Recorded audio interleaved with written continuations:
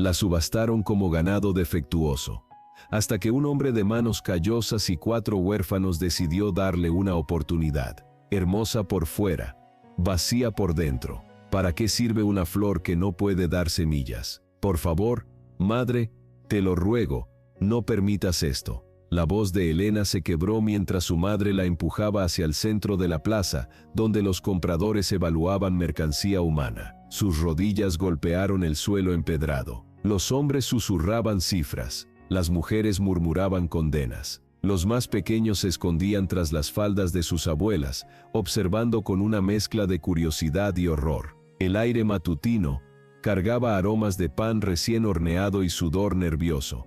Pero nada cortaba más profundo que la humillación que se alojó como un puñal en el alma de Elena. Su madre, otrora una mujer respetada que bordaba para las familias acomodadas, ahora temblaba bajo el peso de las deudas. Su voz se alzó sobre el murmullo de la multitud.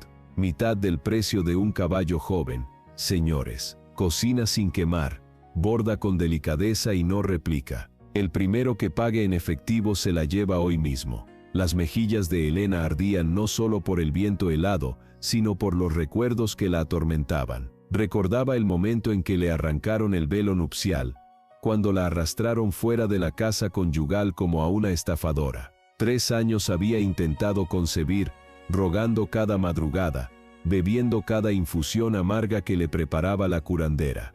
Nada dio resultado. Y entonces, sin ceremonia alguna, su esposo trajo a otra mujer, una muchacha vivaz y ambiciosa que adulaba a su suegra, y juraba dar a luz una docena de herederos, con la bendición divina. A Elena ni siquiera le concedieron una noche más. La expulsaron el mismo día que la nueva esposa cruzó el umbral, y ahora estaba allí, con tierra en sus zapatos rotos, con la dignidad pisoteada, y sin un refugio donde resguardarse. «Vamos», gritó su madre. Tiene 23 años, conserva toda su dentadura, simplemente su vientre no coopera. Un silencio espeso se extendió sobre la plaza. Entonces la multitud se separó como agua. Pasos firmes, medidos, decididos se acercaron. Un hombre apareció, fornido de brazos musculosos manchados de resina y virutas de madera. Su sombrero ensombrecía la mitad de su rostro, pero su barbilla mostraba determinación, y sus manos hablaban de trabajo honesto. Cuando levantó la vista, sus ojos no reflejaban crueldad, solo agotamiento. No pronunció palabra alguna. Hurgueteó en su chaqueta de cuero y extrajo una bolsa de tela gastada. Las monedas repiquetearon al ser derramadas sobre la mesa improvisada. Sin negociación, sin interrogatorios. Una cantidad lo suficientemente respetable como para silenciar las risas burlonas. La madre de Elena enarcó las cejas. ¿Estás seguro de que no hay garantía de devolución? El hombre clavó su mirada en Elena. Luego se dirigió a su madre. Ella ya no será humillada, declaró con sencillez. Acto seguido giró sobre sus talones y se alejó, sin verificar si lo seguía. Elena permaneció inmóvil. Sus manos se agitaban como hojas al viento. ¿Era esto realmente una mejora, compasión genuina, o simplemente una prisión con diferentes barrotes? La multitud comenzó a dispersarse, perdiendo interés en el espectáculo. Su madre le propinó un empujón final. «Anda, ahora le perteneces a él». Elena levantó su jatillo, prácticamente vacío. Solo contenía un par de medias zurcidas y un camafeo con el retrato de su abuela en su interior.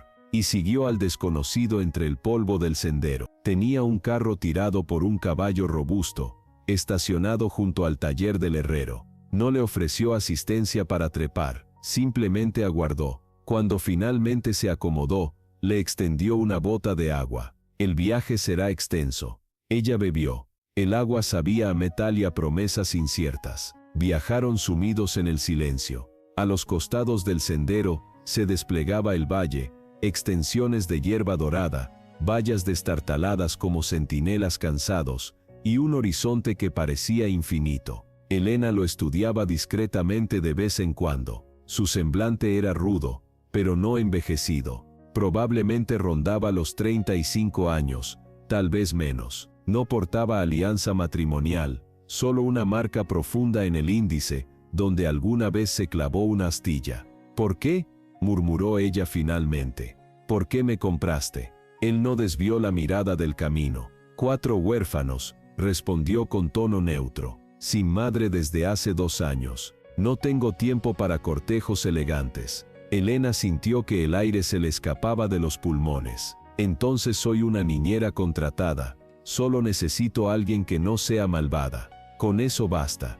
El carro se sacudió al atravesar un arroyo seco. Su corazón martilleaba contra sus costillas. Esa noche arribaron a una vivienda de madera, anidada entre un bosque de cedros y abetos. El porche gemía bajo el peso de sus pasos, una carretilla volcada descansaba contra el establo. Las gallinas se dispersaron cacareando mientras se aproximaban. 4 niños espiaban tras las cortinas raídas, 3 varones y una hembra, todos con rostros sucios y ojos desconfiados como los de animales salvajes. Ella es Elena, les informó el hombre.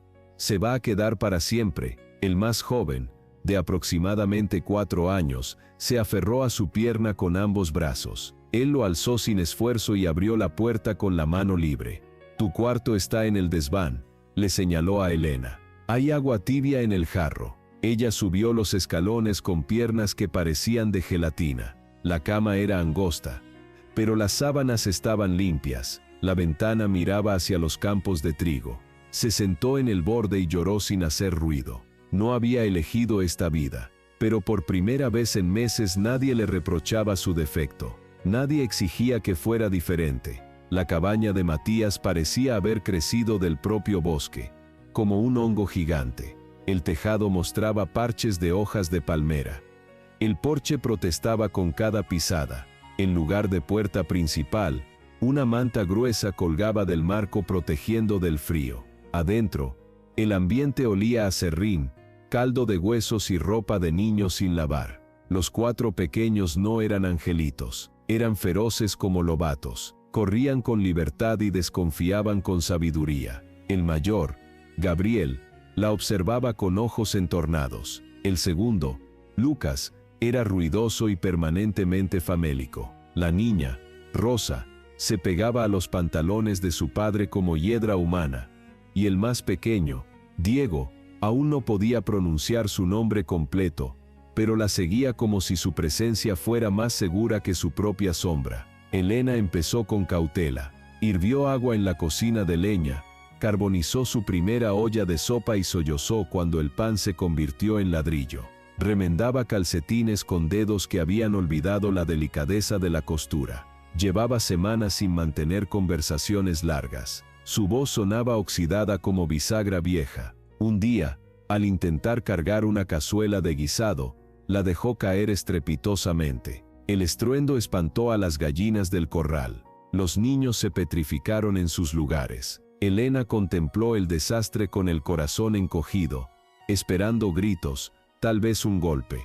Pero Matías simplemente se acercó, se agachó, recogió la cazuela y murmuró: «Es solo comida nada más», sin irritación, sin reproches. Esa noche se sentó en los escalones del porche, luchando contra las lágrimas. No lo consiguió. Más tarde, cuando arropó a los niños, sus manos temblaron al cambiar la ropa a Diego, que tenía fiebre. Rosa gemía y se aferraba a ella con desesperación. Les murmuró una canción de cuna antigua, con voz insegura, vacilante, como la llama de una vela a punto de extinguirse. Y entonces llegó la enfermedad. El viento ululaba entre los árboles, las ramas se doblaban peligrosamente, y el pequeño cuerpo de Rosa ardía como brasas. Matías, que podía talar un árbol de un solo hachazo, la miraba sin saber qué hacer, paralizado por la impotencia. Elena reaccionó, preparó un cocimiento con corteza de sauce,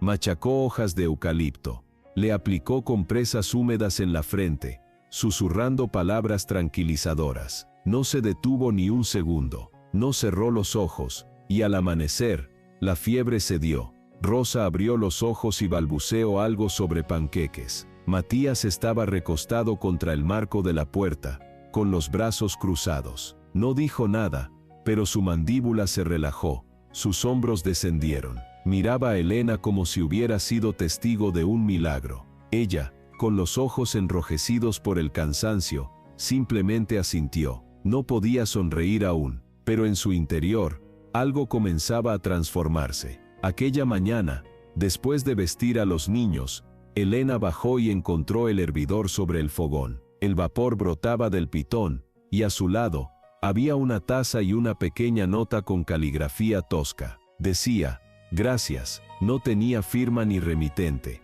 pero el nudo en su garganta lo comunicaba todo. Se acomodó en el banco desgastado, sosteniendo la taza con ambas manos. El té era intenso y áspero, con sabor a montaña, pero calentaba el alma. Miró hacia el bosque, más allá de la ventana empañada. Algo estaba cambiando, no súbitamente, no con estruendo, pero genuinamente. La habían desechado como un objeto inservible, vendida como si fuera una bestia de carga, evaluada por su matriz, que se negó a dar fruto. Y sin embargo, allí en aquella cabaña torcida sin puerta próper, alguien había valorado sus manos, su dedicación, su cuidado, incluso sus errores. Ese día Diego se le acercó, extendió sus bracitos y pronunció con claridad una sola palabra, como un amanecer: mamá. Y por primera vez en semanas, Elena sonrió, no porque debía hacerlo, sino porque quería.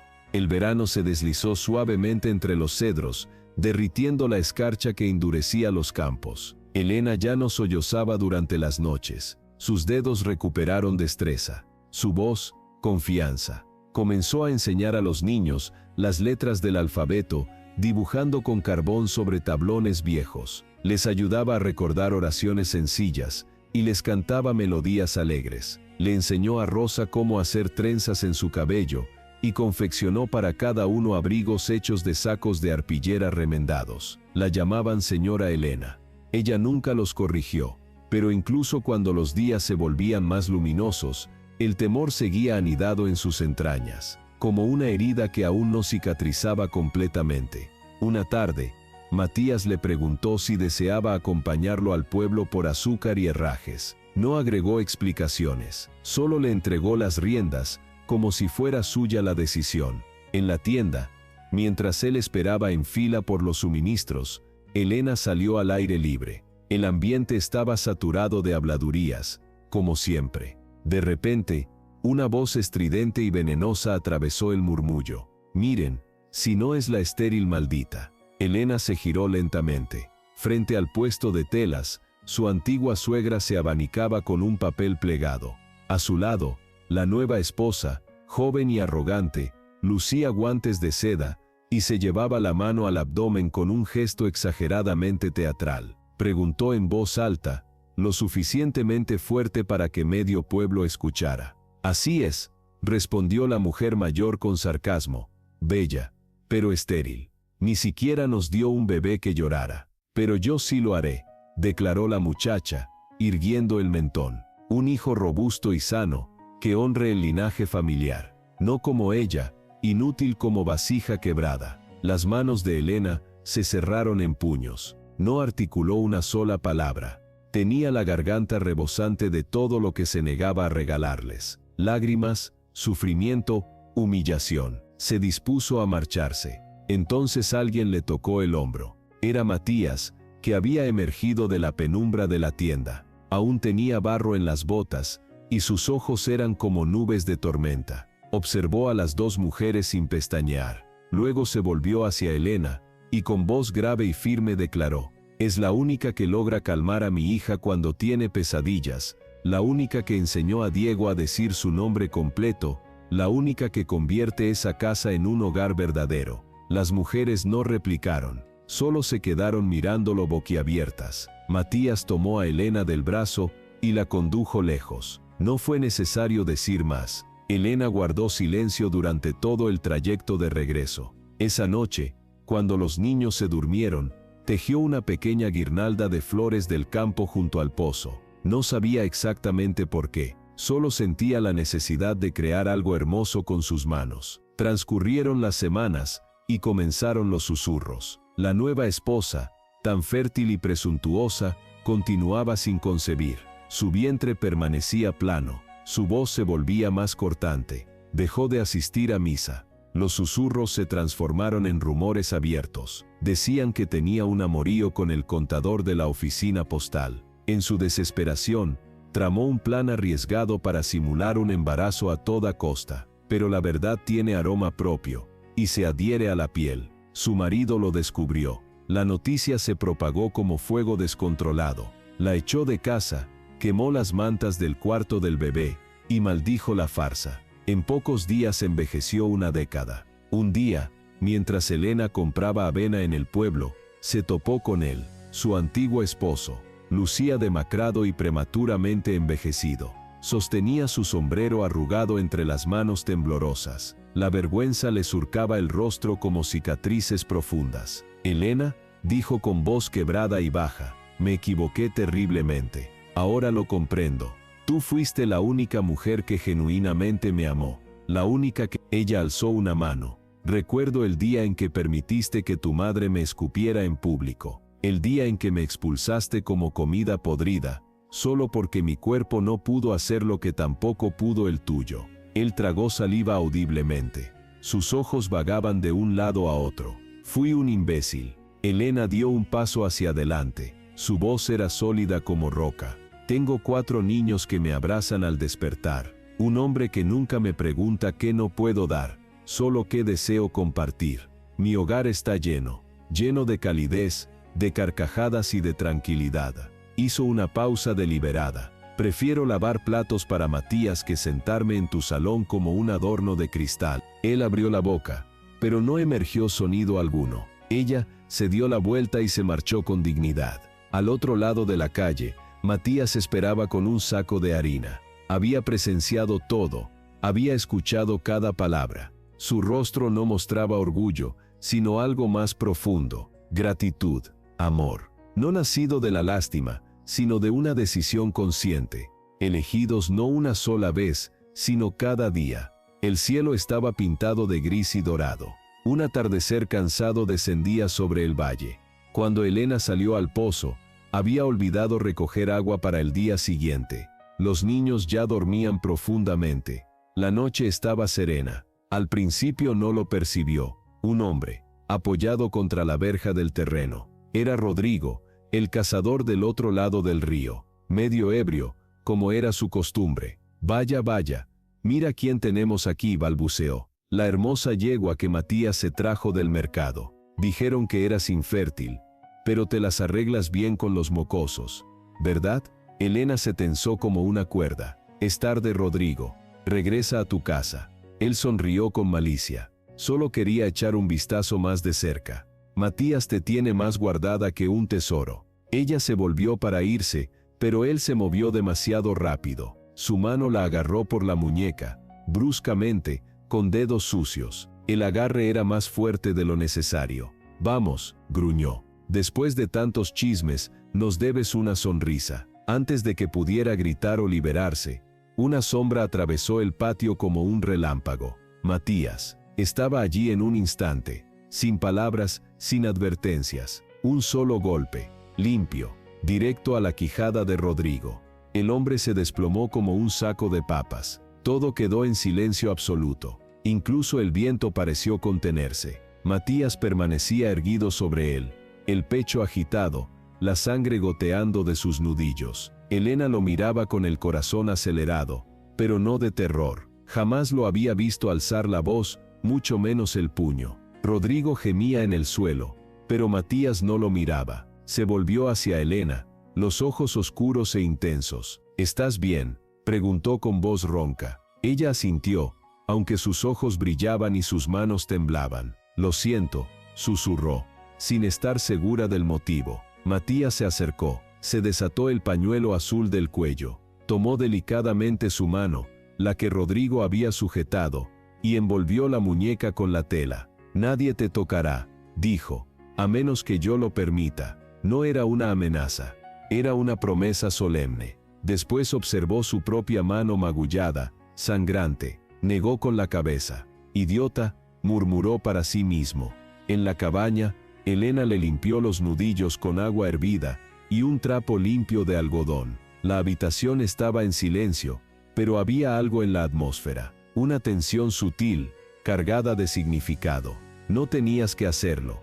dijo ella en voz baja. Me habría escapado, lo sé, contestó Matías con los ojos más tiernos. Pero no debía agarrarte así. Ella continuó limpiando la sangre. Y sin embargo no te gusta la violencia. Me gusta aún menos ver que alguien te lastima. Ella parpadeó con fuerza, la respiración entrecortada. He llorado, confesó. Pero no de miedo, sino porque nadie había hecho eso por mí. Jamás. Él no respondió inmediatamente. Solo la contempló, como si ella fuera algo delicado, pero inquebrantable. Algo que merecía ser protegido. Cuando terminó, se sentó junto a él. Él entrelazó sus dedos con los de ella. Gracias, dijo ella. Matías se encogió de hombros. Supongo que no quiero vivir en un mundo donde tipos como él creen que pueden tratarte así. Ella sonrió, pequeña, agradecida. Su muñeca aún dolía, pero su corazón, por primera vez en muchos años, se sentía protegido. Afuera, las estrellas brillaban cristalinas, y dentro de la cabaña, el hombre que nunca gritaba por fin había alzado la mano por ella. Y ella, la mujer a la que siempre le dijeron que era demasiado poco para importar, fue tratada como algo precioso. Todavía no era amor romántico, pero era la forma que el amor podía adoptar. Era una mañana envuelta en niebla tan espesa que se pegaba a las cercas y hacía visible cada exhalación. Elena amasaba pan en la cocina cuando un alarido agudo resonó en el patio. Era claramente infantil, sin duda. Soltó el recipiente y la harina voló como nieve, mientras corría descalza por la tierra endurecida. El hijo menor de Matías, Diego, yacía acurrucado junto al montón de leña. Su pierna estaba doblada debajo de él de una manera antinatural. Un hacha descansaba cerca, con el filo manchado de sangre. Dios santo, murmuró Elena, arrodillándose. Matías ya estaba allí, con el rostro pálido y la voz controlada. Levantó al niño con delicadeza. Hierve agua, ordenó con firmeza, y trae vendas del armario. Ella corrió. El corazón le golpeaba el pecho como un martillo. Las manos le temblaban por la urgencia. Cuando regresó, Matías había colocado a Diego sobre la mesa de la cocina. Le había cortado el pantalón a la altura del muslo. La herida era profunda, irregular y sangraba abundantemente. Las manos de Elena temblaban al presionar una tela limpia contra la herida. Diego gritaba. Su rostro estaba blanco como la cal. Lo sé, pequeño, lo sé, susurraba ella con la voz convertida en hilo. Sé que duele. Resiste, por favor. Sus lágrimas caían sobre la pierna del niño mientras trabajaba. Sus dedos estaban empapados de sangre mientras limpiaba. Desinfectaba, vendaba. Rezaba con cada nudo, con cada susurro. Entonces una voz suave, apenas audible entre los dientes apretados. No llores, mamá. Elena se congeló. Esa palabra quedó flotando en el aire cálido y húmedo de la cocina. Mamá, Diego parpadeó. Sus labios temblaban. Tú haces el mejor pan. Cantas como mi mamá de antes. Elena le acarició la mejilla con una mano temblorosa. Esta vez, las lágrimas brotaron sin control. Más tarde, cuando el niño descansaba con la pierna elevada, los otros niños se reunieron en torno al fuego. Uno le trajo una almohada.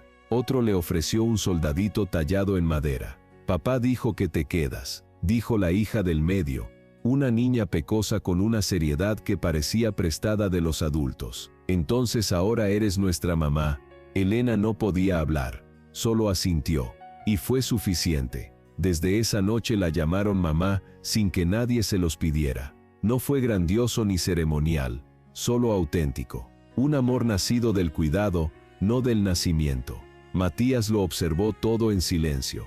Vio cómo ella les tomaba la mano cuando temían a la oscuridad, cómo peinaba con cuidado el cabello de rosa, cómo sus ojos se iluminaban cuando alguno murmuraba su nombre. Esa noche, cuando la casa estaba en calma, Matías salió al porche. Ella estaba sentada bajo las estrellas. Tardó un momento en hablar. Nunca he sido elocuente con las palabras. ¿Lo sabes? Ella alzó la mirada. Has dicho lo suficiente. Él asintió. Cuando dejé esas monedas en ese mercado, pensé que te ofrecía una escapatoria, pero nunca creí tener derecho a retenerte. Elena giró el rostro hacia él. El corazón le latía con fuerza. Pensé que te irías cuando te recuperaras. continuó. Y si eso es lo que deseas, no te detendré. No voy a retenerte por algo que empezó como una transacción. Ella lo miró. Cada fibra de su cuerpo temblaba. No de miedo, sino de algo más hondo, más antiguo, más tierno. Antes pensaba que el amor era que alguien te eligiera al verte, dijo ella en voz baja. Pero he aprendido algo mejor: que te elijan después, cuando ya conocen quién eres realmente. La mandíbula de Matías se tensó. Si no vas a echarme, añadió ella, entonces no me voy a ir. El porche crujió bajo sus pasos cuando se acercó y le tomó la mano áspera.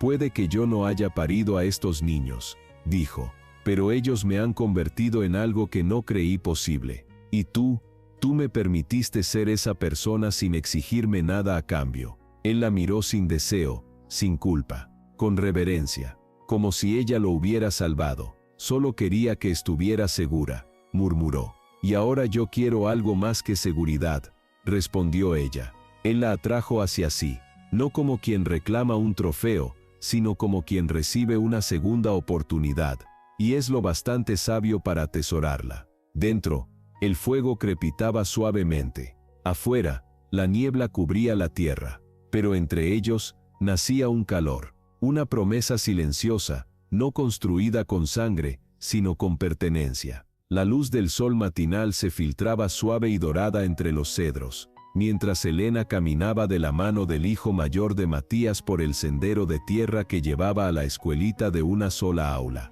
Su manita era pequeña pero firme, la de ella, cálida y confiada. El niño tenía 11 años, los ojos brillantes y una sonrisa traviesa que le daba ganas tanto de regañarlo como de besarlo en la frente. Ese día estaba más callado de lo normal, quizá nervioso. Apretaba contra el pecho su libro de aritmética como si fuera un talismán. Al llegar al pequeño edificio, una maestra joven y delgada, con anteojos redondos, los saludó con cortesía y los invitó a pasar. Solo estamos completando algunos registros, dijo la maestra, revisando documentos. Necesito actualizar la inscripción, señora. Elena asintió alisando el cuello de la camisa del niño con ternura. ¿Cuál es tu nombre completo, hijo? El muchacho se irguió con orgullo. Gabriel Herrera. ¿Y el nombre de tu madre? Hubo una pausa. La pluma de la maestra se quedó suspendida sobre el papel. El aliento de Elena se detuvo. Gabriel la miró, luego a la maestra. Su voz fue clara y segura. Elena Matías. Ella parpadeó. Su corazón dio un salto como si se hubiera detenido un momento. ¿Ese es el apellido de tu madre por matrimonio?, preguntó la maestra algo confundida. El niño asintió con la solemnidad de alguien que ya ha vivido más de lo que le correspondía. No de nacimiento, así la llamamos nosotros. La maestra, acostumbrada a los enredos familiares de la frontera, simplemente anotó el nombre con una sonrisa. Muy bien, Elena Matías. Durante varios minutos después de salir de la escuela, Elena sintió un ardor dulce tras los ojos. A lo largo de su vida había llevado muchos nombres. Elena Vázquez, hija del hombre que la vendió. Elena Herrera, esposa del que rechazó su matriz antes que su corazón. Elena Nadie, murmurado a sus espaldas en el mercado. Pero ese nombre no se lo dio ni la ley ni un hombre. Lo pronunció un niño sin razones para mentir, sin motivos para adular, solo verdad. Al regresar a la cabaña, los recibió el aroma a humo y a pino. Matías estaba sentado a la mesa tallando algo pequeño, quizás un caballo. Al verla murmuró, «El chico lo ha hecho bien, más que bien», susurró ella. Esa noche, mientras doblaba la ropa junto al hogar, Matías se acercó y dejó algo a su lado. Era un cuaderno de cuero, con las páginas en blanco intactas. Se sentó a su lado, con las manos apoyadas sobre las rodillas. «Tengo poco que ofrecer aparte de resina y serrín», dijo despacio. «Pero si alguien merece una página en blanco eres tú». Ella abrió el cuaderno, acarició la primera hoja, vacía, esperando. «Antes soñaba con empezar de nuevo», dijo. «Pero nunca imaginé poder escribir mi propia historia». Matías asintió. «Escribe lo que quieras, o nada es tuyo». Ella lo miró. «La leerás, solo si tú me lo permites». Volvió a mirar la hoja. Sostuvo la pluma como si fuera una promesa. y lentamente con trazos firmes escribió: «Hoy es el primer día en que me aman sin que tenga que haber parido a nadie». No levantó la vista mientras escribía. No hacía falta. El calor a su lado, la confianza tranquila en la cabaña, la forma en que Gabriel había dicho su nombre, todo era real. Cuando terminó, Matías le tomó con suavidad la pluma de los dedos y la colocó sobre la mesa. Se inclinó hacia ella y apoyó la frente contra la suya. «Gracias», susurró. «¿Por qué? Porque darte el tiempo suficiente para que pudiéramos amarte de verdad». Y en aquella habitación cálida, iluminada por el fuego, la mujer que una vez fue vendida por menos que una vaca renació, no por ley ni por matrimonio, sino por algo más profundo, algo verdadero. El calor había caído sobre la tierra como una maldición. Llevaba más de 8 semanas sin llover. Lo que antes eran colinas verdes en valle escondido ahora se agrietaban como la piel reseca de un anciano. Parecía que la misma tierra había olvidado cómo suspirar. Los árboles se inclinaban en un silencio resignado. El arroyo detrás de la cabaña, antes lleno de ranas y risas, era ahora solo un hilo turbio de agua. La cosecha, poco a poco moría bajo el sol implacable. Primero cayó el trigo, luego las verduras. Matías hablaba poco, pero sus hombros cargaban cada día más peso. Trabajaba más, comía menos. Volvía a casa con tierra en el cabello y derrota en los ojos. Elena observaba a los niños contar frijoles como si fueran gemas. Escuchaba cómo sus estómagos gruñían por la noche, pero ninguno se quejaba. Incluso el más pequeño había aprendido a ser valiente cuando ya no quedaban lágrimas que derramar. Pero Elena no podía aceptar el silencio. No esta vez. Se levantaba antes del amanecer y llenaba cada recipiente, cada olla, cada cuenco con agua del pozo más profundo. Luego se cubría el cabello con un pañuelo, envolvía sus manos con trapos y caminaba hacia el jardín muerto. Cavaba, aunque la tierra estuviera dura como piedra. Aflojaba el suelo, lo volteaba, abría espacio para las raíces, incluso donde no parecía haber esperanza. Algunos vecinos la miraban desde lejos. Unos negaban con la cabeza, otros ofrecían ayuda. Ella la rechazaba. Aquella era su batalla. Cada mañana regaba el terreno, cada noche revisaba la tierra. Cuando las hojas se marchitaban, les cantaba canciones viejas mientras vertía agua en las raíces. Un día Matías entró tambaleándose. Tenía el rostro pálido y las rodillas a punto de ceder. Elena lo sostuvo antes de que cayera. «Solo estoy agotado», susurró él, quitándole importancia, pero su piel ardía de fiebre. Durante 2 noches ardió como una antorcha. Elena no se separó de su lado. Le secaba el sudor, le daba caldo entre accesos de tos, le contaba historias sobre colinas verdes y pan caliente, aunque la voz le temblara de miedo. Una noche, mientras el viento ululaba como un espíritu y golpeaba las contraventanas, Matías se movió en sueños. Su mano buscó a ciegas y murmuró: «Elena, no me abandones, tú no». Ella contuvo la respiración, se inclinó y le susurró al oído con los labios pegados a su sien: «No me voy a ir, nunca, aquí me necesitan, aquí pertenezco». La fiebre bajó al amanecer. Cuando abrió los ojos, ella seguía allí, con el cabello suelto, la cara manchada de tierra, las manos ásperas, pero tan cálidas como siempre. «Te ves terrible», bromeó él con voz ronca. Ella soltó una risa. «Tú deberías verte». Afuera, el jardín no estaba muerto. Aún no. Pequeños brotes verdes empezaban a abrirse paso, buscando la vida. Una semana después, uno de los niños entró corriendo, gritando: «Elena, hay un pimiento». Salió corriendo con ellos, y allí estaba, verde, terco, aferrado a la planta como si desafiara al mismo sol.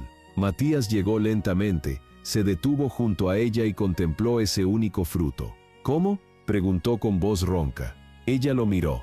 «Tú me enseñaste que no todo lo que vale la pena salvar se entrega fácilmente».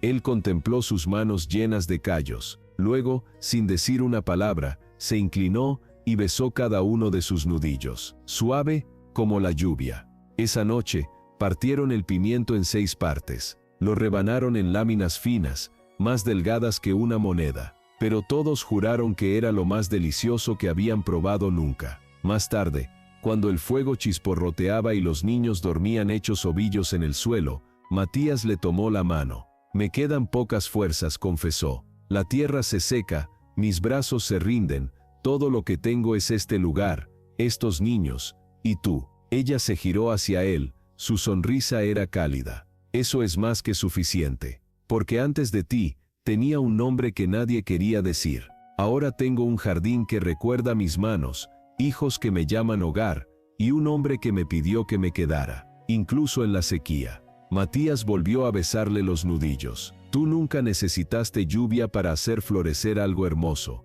Y afuera, bajo un cielo que aún esperaba perdón, el jardín respiraba, vivía, seguía esforzándose igual que ella. Pasaron los años, pero el viento en la colina no cambió. Seguía trayendo consigo el olor de la tierra seca, de las agujas de pino tostándose bajo el sol, y la dulzura terca de la hierba luisa, que crecía donde nadie esperaba. El jardín de Elena, que una vez fue solo un puñado de semillas lanzadas sobre tierra cuarteada, se extendía ahora amplio y vivo detrás de la casa. No era majestuoso ni ordenado. Se inclinaba al viento, crecía en líneas torcidas, se desbordaba sobre las piedras y los senderos, pero estaba vivo, y era suyo. Cada mañana Matías se detenía en el porche con las manos cruzadas a la espalda, observando cómo ella cuidaba de su jardín. Nunca hablaba mientras ella trabajaba, solo miraba, en silencio, como si viera la prueba de que los milagros no necesitan gritar para florecer. Y entonces, una primavera, llegaron los hombres, funcionarios del gobierno, con botas limpias y sombreros sin una pizca de polvo, con mapas y promesas. «Aquí pasará la línea telegráfica», dijo uno de ellos. «Cruzará justo por esta colina. Pagaremos generosamente». Elena estaba junto a Matías, los dedos apretados bajo el delantal. «Piensen en lo que podrían darles a sus hijos», añadió el hombre. «Una casa de verdad, no solo tierra y sueños». Matías no los miraba a ellos, ni a los papeles, ni a los trajes, ni a las sonrisas fáciles. Miraba más allá, a las plantas que se mecían con el viento, a la cerca que construyó con sus manos, al columpio que Elena colgó del roble, a las piedras que marcaban el lugar donde enterraron al gato, al banco tallado donde se sentaron durante aquel primer invierno difícil. Todo lo que de verdad le pertenecía estaba allí. «No», dijo simplemente. Intentaron insistir. Él alzó una mano. «No me iré, esta tierra no está en venta». Esa misma noche, él y Elena clavaron un cartel en el borde del camino, un tablón de madera que decía, «No se vende». Alguien, alguna vez, le había dado el derecho de quedarse. Y eso bastaba. La noticia se extendió por el pueblo. Algunos se rieron, otros asintieron en silencio, comprendiendo más de lo que decían. Los años siguieron su curso. Sus hijos se casaron, trajeron nietos. La casa se llenó de ruido, del aroma a pan recién horneado y del golpeteo de pequeños pies corriendo. La vida se hundió en la colina como una raíz profunda, invisible desde lejos, pero firme. Y el jardín nunca murió, ni siquiera en las sequías. Siempre volvía a florecer, ya no solo con hierba luisa, sino con frijoles, maíz, cebollas y girasoles tan altos que uno podía esconderse tras ellos. En un fresco día de otoño, un nieto le preguntó a Matías, «Abuelo, ¿por qué nunca lo llamas simplemente el jardín de Elena?». Matías lo llevó hasta la entrada. Señaló el arco de madera sobre la verja. Talladas con delicadeza estaban las palabras: «Ella no parió mi sangre, pero me dio toda mi vida». El niño parpadeó. «¿Quieres decir que te dio un nuevo comienzo?». Matías sonrió. «Ella me lo dio todo. Cuando Elena murió, la enterraron al pie del jardín, bajo el mismo árbol donde alguna vez colgó las campanillas de viento. En la piedra, Matías talló una sola línea con sus propias manos. Aquí creció todo lo que no le dieron, y todo lo que igual ofreció». Él se sentaba junto a su tumba cada mañana, hasta que un día no volvió a salir. Lo enterraron junto a ella, bajo el árbol que susurraba con cada brisa. El jardín nunca dejó de crecer, y mucho después de que la línea telegráfica rodeara la colina, mucho después de que los trajes olvidaran por qué habían venido, los viajeros aún pasaban junto a la vieja cerca y leían el cartel: «No se vende». porque a veces los lugares recuerdan a quienes se negaron a irse. A veces las colinas secas florecen para aquellos que eligieron el amor, cuando nadie más lo hizo. Si esta historia despertó algo silencioso y verdadero en tu corazón, como floreció el jardín de Helena, donde nadie creía que pudiera hacerlo, entonces estás en el lugar correcto. En nuestras historias, no traemos solo romance, traemos resistencia, sacrificio y ese amor que brota del polvo, y permanece incluso en la sequía. Historias como la de Helena y Matías, nos recuerdan que incluso las colinas más olvidadas pueden guardar las raíces más profundas. Si quieres más relatos sobre entrega, fortaleza y esperanza ganada con esfuerzo, no olvides dejar tu me gusta, suscribirte y activar la campanita para no perderte ningún viaje al alma salvaje de la frontera americana. Porque aquí el amor nunca es fácil, pero siempre vale la pena.